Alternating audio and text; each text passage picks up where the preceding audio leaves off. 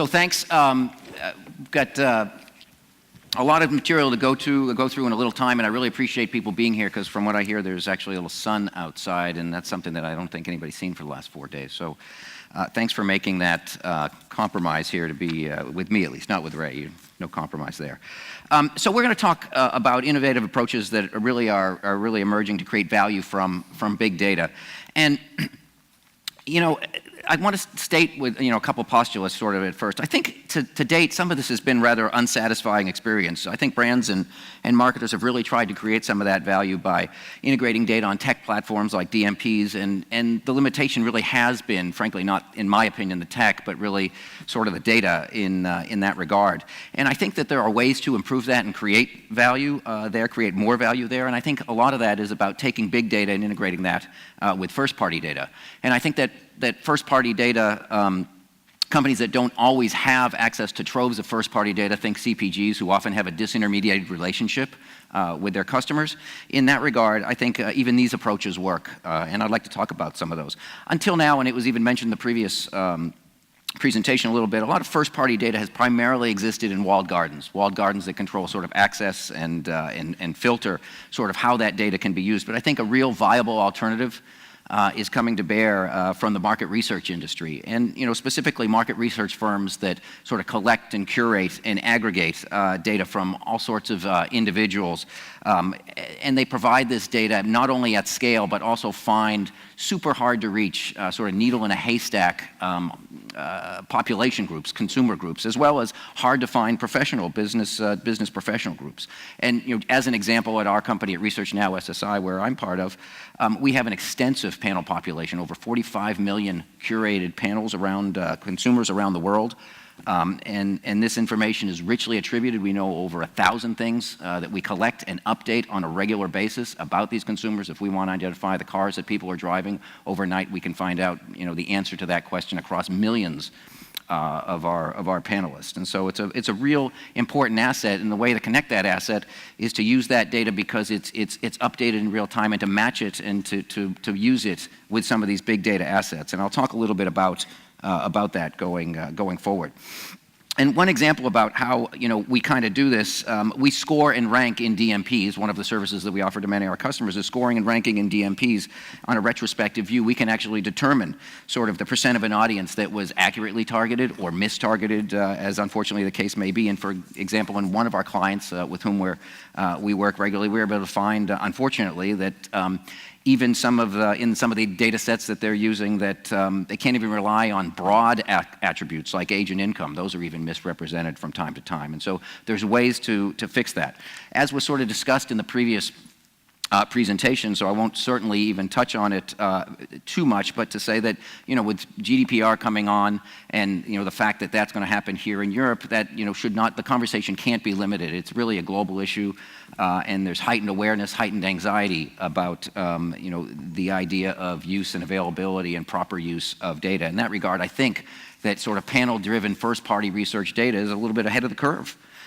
This data is accumulated on what we call a mutual value exchange. And really and simply what that means is that consumers agree to their data being used in exchange for incentives and rewards that they think are important to them.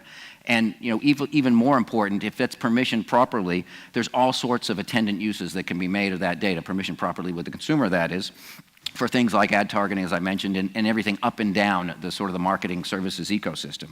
And so really valuable source of data. And I should also say, beyond the traditional market research players, there's a number of other players that are, I think, burgeoning sources for building out this kind of first-party data, not the least of which are companies like YouGov and Pure Profile and Doc.io, where I think that this data will certainly play an important part of where we're going. And so, in terms of creating value from first-party research data, it's happening, I think, in several ways. I just mentioned a little bit of advertising measurement and effectiveness. I think the important thing here is to talk about the fact that this is happening and we're creating super value because we're able to assess and measure across all channels. Where we've really, sort of focused initially on digital channels, we're starting to move very well into mobile and in-app measurement. But, to really kind of get the holy grail, we've got to measure across all of these channels. And we're starting to do that. And that includes, passive TV over the top, print and others and the like. And so all channels all the time. And to really make this data valuable, it really needs to sort of tie into cross-media dashboards. And so for our clients, we present and really use these kinds of dashboards that enable them to really optimize their offline and online media spend. Here's an example of one of those. And one of the ironies about this is we're able to optimize across all these offline and online channels, and in some cases, we're able to do so far ahead of how the marketer is able to actually take and ingest that optimization and make decisions. And so there's a little bit of an irony that the real-time, always-on nature of what we've produced isn't able to be put into practice quite yet in the way that we want to. Kind of moving backwards and getting on to sort of this another way that we create value, matching first-party data sets to other data sets across different marketing campaigns to assess ad exposure. And this requires also part of first-party data, which is PII and permissioned data use. And so as an example, we do this with one of the largest banks in the US, and we ran a study where we integrated ATM ad exposure data with online and mobile ad exposure, and then surveyed the consumer to gauge the effectiveness of the campaign across various channels. And so the ads were on the ATMs. They were also in and around sporting stadiums. And those ads were on billboards, if you will, the jumbotrons, if you will, the big screen TVs just outside the sports stadiums as well as inside the stadium. In addition, we were able to geofence the entire area, and we're able to ask folks about the awareness of the advertisements as they left the venue. And so first-party permission data, we were able to look at the individual consumer across all of these touch points and really beyond sort of the regular channels to gauge this exposure. So a real good, I think, value creation there. And the third way is where we're able to do this is really creating custom segmentation.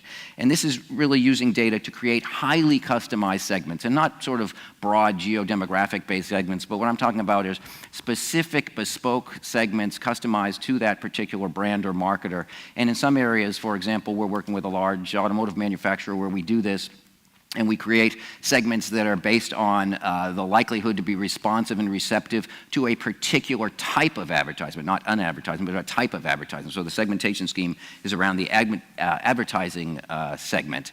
And this works very, very well. We're not only able to do that, but also scale those segments to do direct one-to-one activation as well.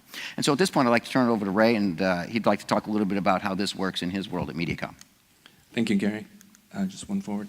So in the US, Mediacom clients represent a wide range of products, services, categories, target audiences, levels of brand maturity, and positions and experience relative to disruption in their specific categories. But across all clients, conversations that we have with them, and actually for every campaign that we work together with them to put into the marketplace, involve goal setting and KPIs. This is not new or innovative, but what is different and what is changing is the nature of these conversations and the content, what we're discussing. Not that long ago, these conversations focused very much on short-term sales response. That is definitely changing. We're having more conversations with more clients in addition to, this is not in replacement of, but in addition to needing to focus on short-term sales response, also need to understand how strong our brands are. And this point has been made in previous sessions. But that is definitely a change. Just to pick one example in the US, a consumer electronics client of ours, again, not that long ago, these conversations were very much about short-term. Now, we're executing multiple studies in the US that are designed to quantify the impact of campaign exposure to brand metrics among their specific target audiences, not just in the US, but also in multiple geographies globally. Describing it that way makes it sound easy and like a switch was flipped, but that did require, and this has also been referenced in previous sessions, essentially culture change. Short-term sales response conversations happened over here among this group of people. Brand health happened over here. That is changing. That's not completely there yet, but that does require people kind of connecting together, and cross-pollination of skill sets was also previously mentioned. That is a process and an evolution that continues, and I'm very much encouraged by that. Last thought, wow, time goes fast. As a consumer insights practitioner and as a market researcher, the opportunity of linking first-party data, custom research with big data sets is very exciting to me. In my experience currently, though, there's still a ways to go to make it a seamless process and one at scale. Back to you, Gary. Thanks, Ray.